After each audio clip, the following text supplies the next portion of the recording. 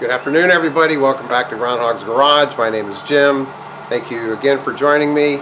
I would imagine if you're watching this, you've already seen some of the other videos about my Grand Am. If you haven't, go back and take a look. There'll be a link later in the video for you to go back. Hey, what are you gonna do?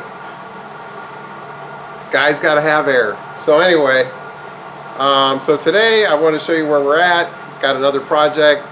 Like I said, we have reached the apex and now we're going to start heading back down. The car's fully assembled, at least the front clip is, and that's as far as I'm going to go with it this year.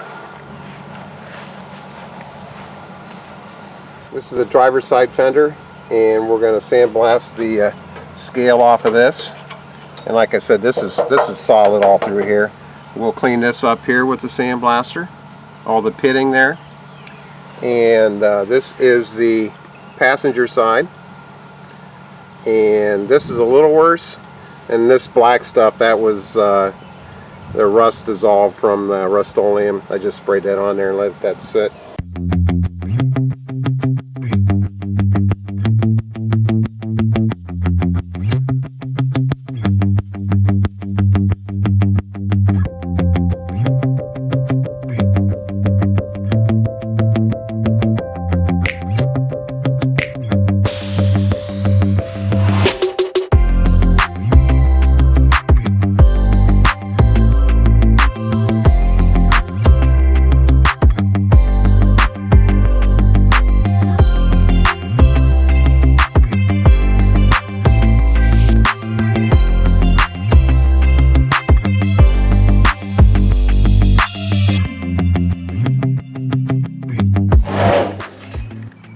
Now with it sandblasted, I could just go over with a DA sander and then put some primer on it. So, let me show you the other fender real quick. And you can see where there's still some spider veining. I ran out of sand. This is what it looked like, and this is what it looks like now. And I much prefer it looking like that if I'm going to paint it. The rust remover probably works well, but it doesn't work that well. So what you're looking at here, I've been sanding on the fender, sanding out those spider veins of rust. I treated it, and what you're looking at now is some etching primer. I wanted to get a little bit of paint on it anyway. I got some flash rust on here from where I sandblasted it, so I'll have to hit that real quick again. But it cleaned that up real nice, and I'm ready to start creating a replacement piece.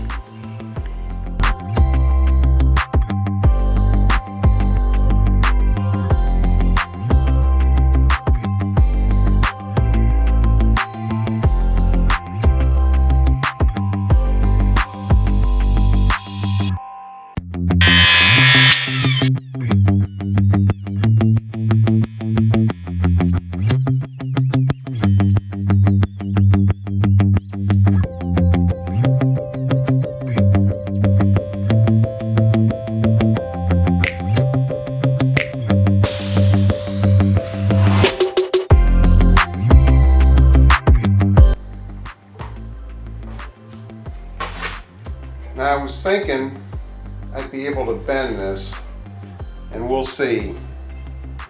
So I could just fold this over. I didn't really want to weld a seam all the way down here because that would just create an opportunity for more rust behind it.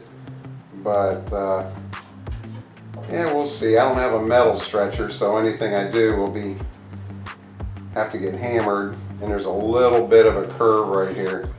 Not much, but a little bit. Now I'll probably just trace it off the other fender. And then you got a little bend up here. Trying to create a nice gradual curve, because that's how the fender is. And I think maybe if it's focusing, you can see that. Let's see. Is it focusing? Yeah. So the more I can get that to match the curve of the fender, which is pretty doggone close right now. Time to put the new metal in where the old metal was. Time for some hammering and shaping. got this shaped up pretty well to fit there. I'm going to have to cut it down along the bottom here, shape it in a little bit.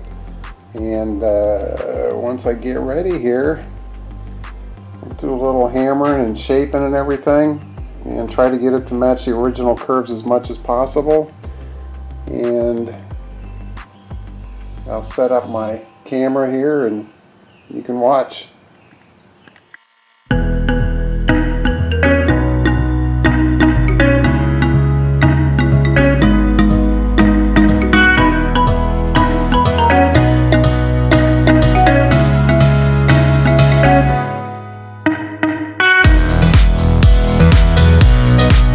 Up of how it's going. I'm not the greatest welder in the world, so don't judge that too harshly, but this is what I was most concerned about, the body lines, and I am almost like dead on, so I won't need, maybe a little hammering here and there, but yeah, I shouldn't need much Bondo at all. So we're getting down to the corner here, and I'll start slicing along this way. And yeah, it's looking great. So this is where I'm calling it a night. It's getting dark out, you can see, and I got a stiff neck from bending over this fender for the last 2 hours. So if you like what you're seeing, subscribe down below, and hope you come back to join me. Smash that like button and turn on your notifications, and I should have another video for you in a couple days with the other fender patched, and we'll get some Bondo over the top of this. I don't think I'm going to need very much because the body lines are pretty close to what the patch is, and that's going to be a good thing. So thanks for watching, and hope to see you soon, and have a great night.